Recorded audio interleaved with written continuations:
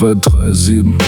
Hausbesuch im Mai, im Wohnzimmer auf dem Boden spritzen Stück für Stück. Wie viel konnten die Beamten nicht zählen? Über 20 sicher klar, zwischen Krümeln und Zigaretten auf dem Teppich grau und wahr.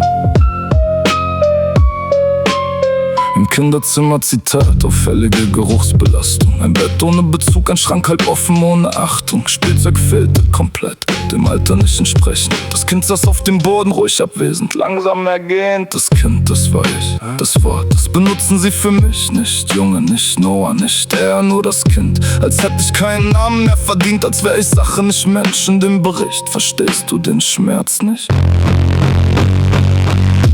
Kinderzimmer voller Spritzen! Das war mein Zimmer, mein Zuhause. Kinderzimmer ohne Liebe! Das war mein Anfang, das war alles, was die Akten von mir wissen. Ist mehr als ich von mir weiß.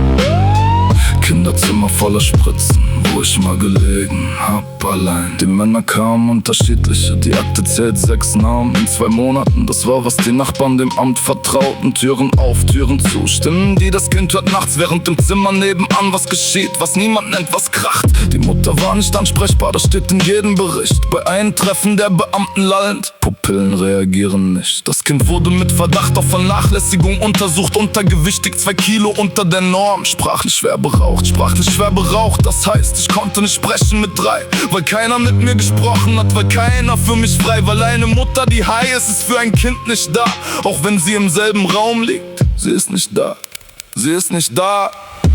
Kinderzimmer voller Spritzen! Das war mein Zimmer, mein Zuhause. Kinderzimmer ohne Liebe! Das war mein Anfang, das war alles, was die Akten von mir wissen. Ist mehr als ich von mir weiß. Kinderzimmer voller Spritzen, wo ich mal gelegen hab allein. 3 Jahre, 6 Männer, über 20 Spritzen. Ein Bett ohne Bezug, das ist die Bilanz, das steht so im Bericht. Wenn ich das lese, fühle ich nichts, nicht Wut, nicht Trauer, nicht Schmerz. Vielleicht weil das Kind, das es war, auch nichts mehr gefühlt hat.